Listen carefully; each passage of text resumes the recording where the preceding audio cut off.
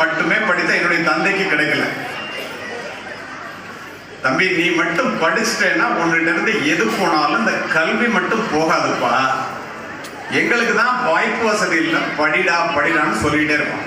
உங்க அம்மா அப்பா சொல்ற மாதிரி நானும் படித்தேன். காவல்துறை உயரதிகாரி ஆனா அதெல்லாம் விட்டுருங்க. இப்ப இந்த கல்வி மட்டும் போகாதுன்னு எங்க அப்பா சொன்னது இப்ப ஞாபகம் வர்றதுனால உங்கள்கிட்ட சொல்றேன். ஏன் தெரியுமா? இப்ப என்னை அறிமுகப்படுத்தும் போது ஐபிஎஸ் அந்தஸ்துல வேலை பார்த்த காவல்துறை உயர் அதிகாரி, நிறைய பதக்கங்களை பெற்றவர் என்றெல்லாம் அவர் அறிமுகப்படுத்தினார். அதெல்லாம் உண்மைதான். ஆனால் இன்றைய நிலையிலே பணி நிறைவுக்கு பிறகு நான் உயிராக நேசித்து உடுத்தி இருந்த காக்கி உடை என்னிடத்திலே இல்லை. நான் வாங்கிய பதக்கங்கள் ஜனாதிபதி அப்துல் கலாம் அவர்களிடம் வாங்கிய பதக்கம் உட்பட என்னுடைய மார்பகத்தை அலங்கரிக்கவில்லை.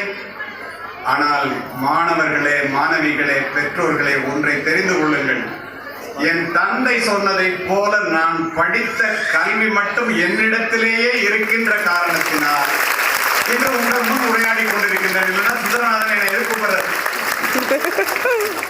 நினைச்சு பாருங்க.